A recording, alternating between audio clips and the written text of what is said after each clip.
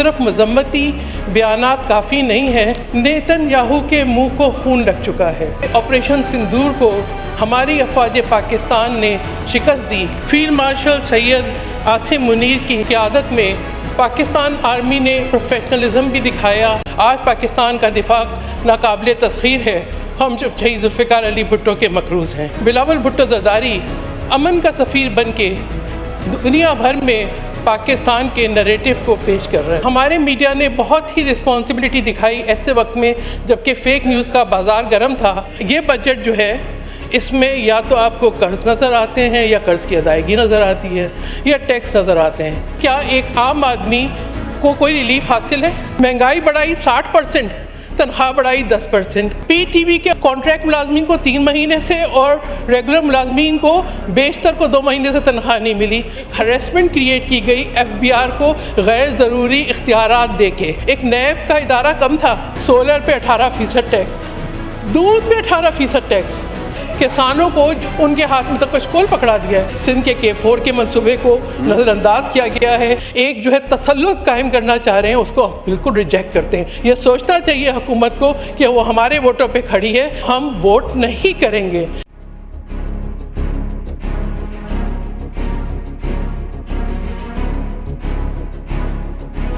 सबसे पहले मैं भी ईरान में इसराइली जहारियत की मजम्मत करना चाहूँगी। जिस तरीके से अनप्रोवोक्ड हमला किया है इसराइल ने ईरान पे, उसकी जितनी भी कंडेमनेशन की जाए वो कम है। और ख़ुसूसी तौर पर टारगेट करके जो न्यूक्लियर साइंटिस्ट थे, उनके रिसर्चर्स थे, प्रोफेसर्स थे, उनको कत्ल करना, वो सिविलियंस थे, they were not in the military uniform. तो मैं समझती हूँ कि ये इंसानी हकूक़ की और आलमी कवानीन की ख़िलाफ़ वर्जी है। नेतन्याहू के मुँह को खून लग चुका है। पिछले 20 माह में गज़ा के अंदर बच्चे और ख़वातीन शामिल हैं, प्रेस के लोग शामिल हैं, शहीद हो चुके हैं।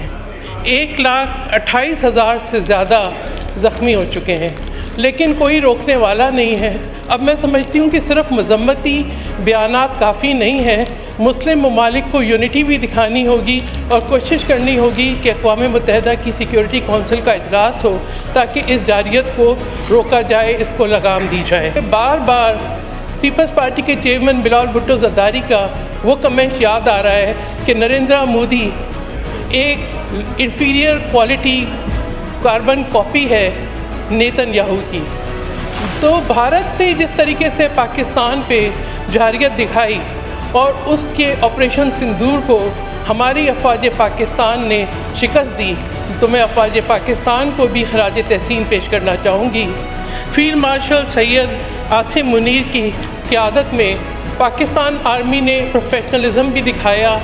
एक बहुत अच्छी कोऑर्डिनेशन थी साइबर डोमेन में भी, नैरेटिव में भी, ISPR की, पाकिस्तान आर्मी की, पाकिस्तान नेवी की, पाकिस्तान एयरफोर्स की, जिसने भारत को शिकस्त दो-चार किया और पाकिस्तान का वक़ार आलमी दुनिया में बुलंद किया। इसके लिए मैं अफवाज पाकिस्तान को खराज तहसीन पेश करती हूँ कि मीडिया के अगर किरदार पे उनको खराज तहसीन पेश ना किया जाए तो ज़्यादती होगी, क्योंकि हमारे मीडिया ने बहुत ही रिस्पॉन्सिबिलिटी दिखाई ऐसे वक्त में जबकि फ़ेक न्यूज़ का बाज़ार गर्म था और एक ज़िम्मेदाराना सहाफ़त के ज़रिए पाकिस्तान के नरेटिव को उजागर किया। पाकिस्तान की दिफा की बात होगी, कौमी सलामती की बात होगी, तो यकीनन पाकिस्तान की जो एटॉमिक कैपेबिलिटी है, जो न्यूक्लियर सलाहियत है, उसकी भी बात होगी।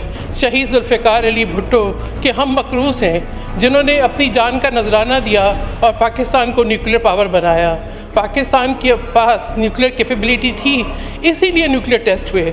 अगर न्यूक्लियर कैपेबिलिटी ना होती, पाकिस्तान के पास ये सलाहियत ना होती, तो शायद फिर कोई टेस्ट भी ना हो सकता। आज पाकिस्तान का दिफा नाकाबिले तस्खीर है। हम शहीद जुल्फ़िकार अली भुट्टो के मकरूज़ हैं। आज शहीद जुल्फ़िकार अली भुट्टो के नवासा पाकिस्तान पीपल्स पार्टी का चेयरमैन बिलावल भुट्टो ज़रदारी अमन का सफ़ीर बन के दुनिया भर में पाकिस्तान के नरेटिव को पेश कर रहे हैं। जिस तरीके से उन्होंने पाकिस्तान की नुमाइंदगी की, एक जो डिप्लोमेसी का जो एक गैप था उसको ब्रिज किया, दुनिया की पार्लियामेंट्स तक, अक़वाम मुत्तहिदा तक, अहम फोरम्स तक, थिंक टैंक्स तक, इंटरनेशनल मीडिया तक पाकिस्तान का मौक़िफ़ पेश किया। और ख़ुसूसी तौर पर न सिर्फ पाकिस्तान में बल्कि बैनुल-अक़वामी तौर पर कश्मीर का मुकदमा और इंडस वाटर का मुकदमा पेश किया।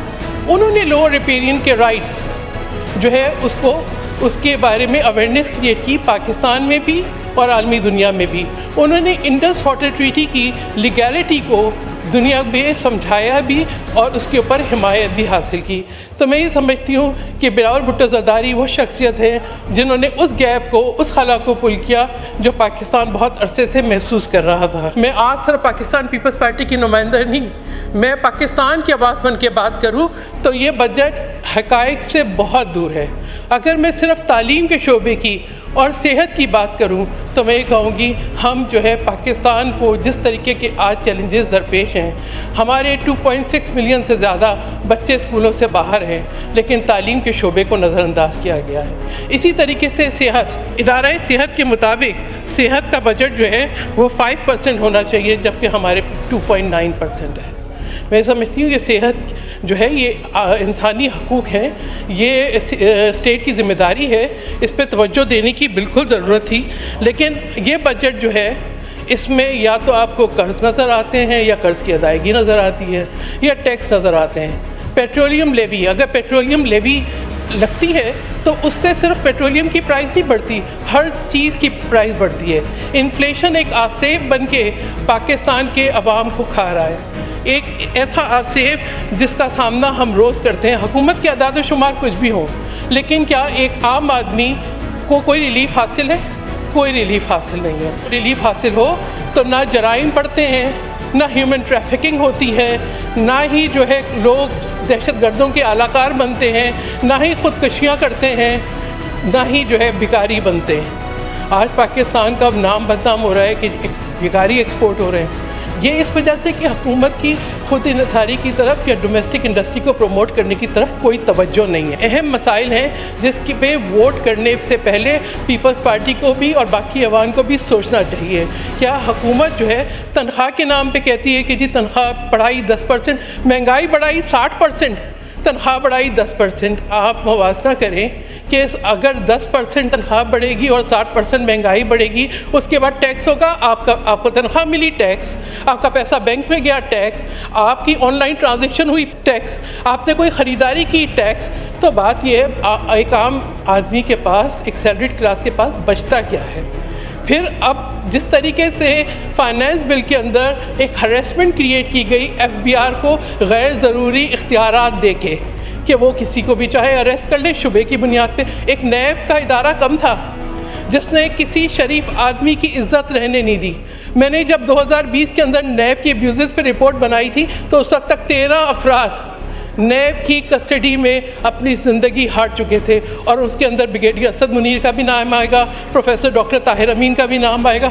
और अब हम देख रहे हैं कि फ़रतुल्लाह बाबर जैसी शख्सियत जिनके पास 2 तिहाइयों से कोई सरकारी ओहदा नहीं है, उनको भी कहते हैं इख्तियारात से तजावुज़ किया। ये एक ब्लैकमेलिंग का तरीक़ेकार है। अब FBI के हाथ में भी यही टूल दे रहे हैं। मैं समझती हूँ इसको पूरे ऐवान को, हुकूमती बेंचों को भी और अपोजिशन को भी और पीपल्स पार्टी को भी बिल्कुल रिजेक्ट करना चाहिए। इसी तरीके से सोलर पे 18% टैक्स, दूध पे 18% टैक्स।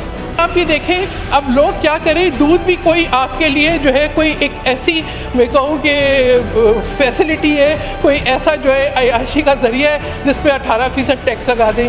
यानी हुकूमत की मुझे पॉलिसी समझ नहीं आई।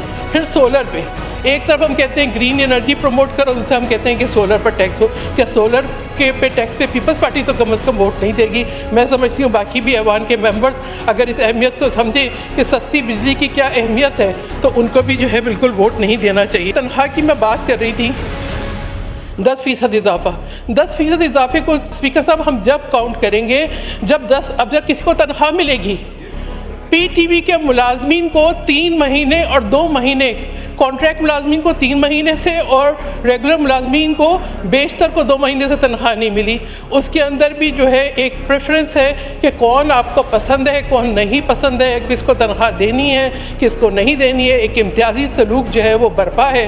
और जब तनख्वाह और पेंशन मिलेगी नहीं और ईद पे भी नहीं मिली, ये हमने कायमा कमेटी में इस मसले को उठाया तो हमसे वादा किया गया कि जी ईद से पहले सबके वाजिबात अदा कर दिए जाएंगे। ना पेंशनर्स को पेंशन मिली, ना तनख्वाह ईमानदारों को तनख्वाह मिली। तो ये तो मैं समझती हूँ अगर ये हाल है तो फिर हम बजट का क्या करें। एग्रीकल्चर पे भी बात कर लूँ, क्योंकि अगर उस पर बात नहीं की तो मैं समझती हूँ कि एक अहम नुक्ता रह जाएगा। सिर्फ वीट ग्रोअर्स को 2.2 ट्रिलियन नुकसान, 2200 अरब नुकसान जो है पिछले मई से लेके अब तक हुआ। किस वजह से? कि हुकूमत ने जो है गंदम इंपोर्ट की, इसलिए कि गंदम की प्राइस जो है वो हुकूमत ने फ़िक्स नहीं की। और गंदम इंपोर्ट ये नहीं कहें कि सिर्फ जो है इंटरिम गवर्नमेंट ने की, अप्रैल तक भी शिप्स आ रहे थे। तो जिस तरीके से जो है किसानों को जो समझते थे कि गंदम की पैदावार आएगी तो बेटी की शादी करेंगे, गंदम की पैदावार आएगी तो कोई ट्रैक्टर लेंगे, गंदम की पैदावार आएगी तो घर की मरम्मत कराएंगे, उनके हाथ में तो कशकोल पकड़ा दिया है। यही हाल जो है कपास का हुआ है, यानी 18% सेल्स टैक्स डोमेस्टिक कपास पे था और इम्पोर्टेड पे नहीं। अब इम्पोर्टेड यान पे लगा। मेरे ऊपर एक जिम्मेदारी है सिंध के अंदर जिस तरह से कि M6 के मंसूबे के ऊपर 400 अरब के बजाय सिर्फ 15 रखे गए हैं, जिस तरीके से सिंध के K4 के मंसूबे को नज़रअंदाज किया गया है, जिस तरीके से हाउसिंग PWD के ख़त्म होने के बाद जो सिंध के प्रोजेक्ट्स हैं वफाक ने अपने पास रखे हैं, एक जो है तसल्लुत कायम करना चाह रहे हैं, उसको बिल्कुल रिजेक्ट करते हैं। ये वो नुकात हैं, ये वो अगर इनकी दुरुस्तगी नहीं हुई, इन पे डायरेक्शन दुरुस्त नहीं हुई तो हम वोट नहीं करेंगे।